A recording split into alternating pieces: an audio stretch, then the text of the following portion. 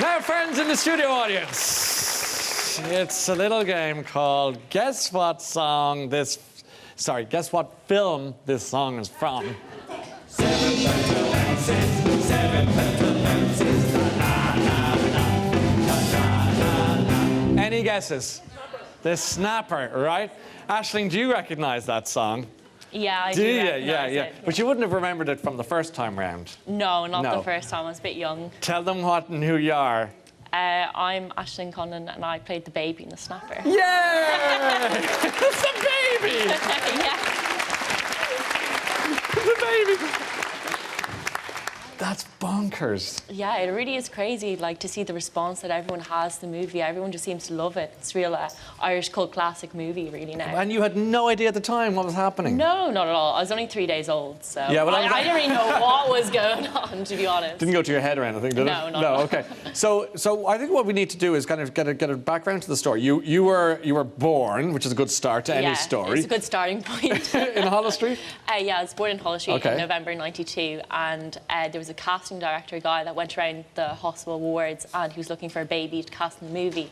And the maternity nurses recommended me because of my large dimples, which are still prominent feature they now. Really are. So, yes, yeah.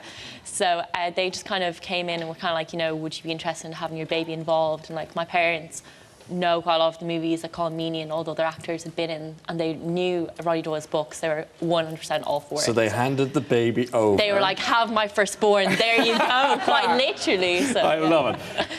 When did you become aware then that you were the focus of some attention because you were the Snapper baby?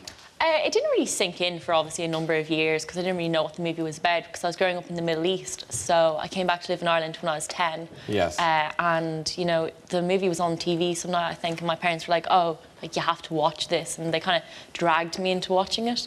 And after a while, they're kind of like, oh, yeah, like, that's you, that's the baby. So it didn't really sink in until, like, I was a bit older as well and kind of got some of the dirtier jokes in the movie as well. Yeah. And like, I eventually did read the book as a teenager as well, so kind of... And now did you say you're 23 now? Yeah, I'm 23 now. So how does it feel to get all this attention all these years later?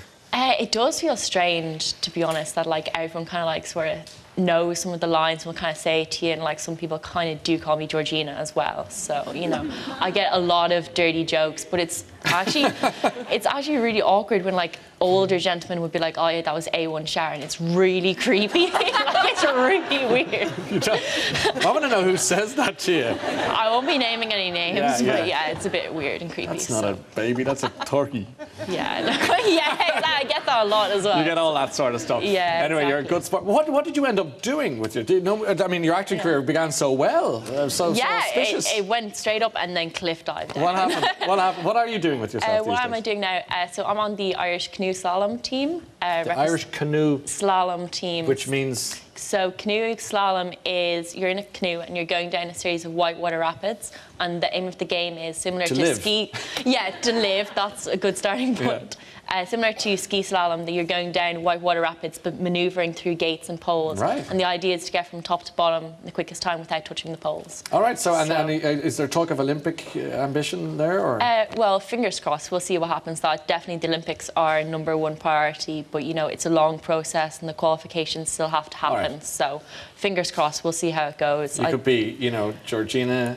The Olympic gold medal. Yeah, you know, it all could be. I'm sure Des Curley would be very proud if that did happen. Anyway, it's so nice to see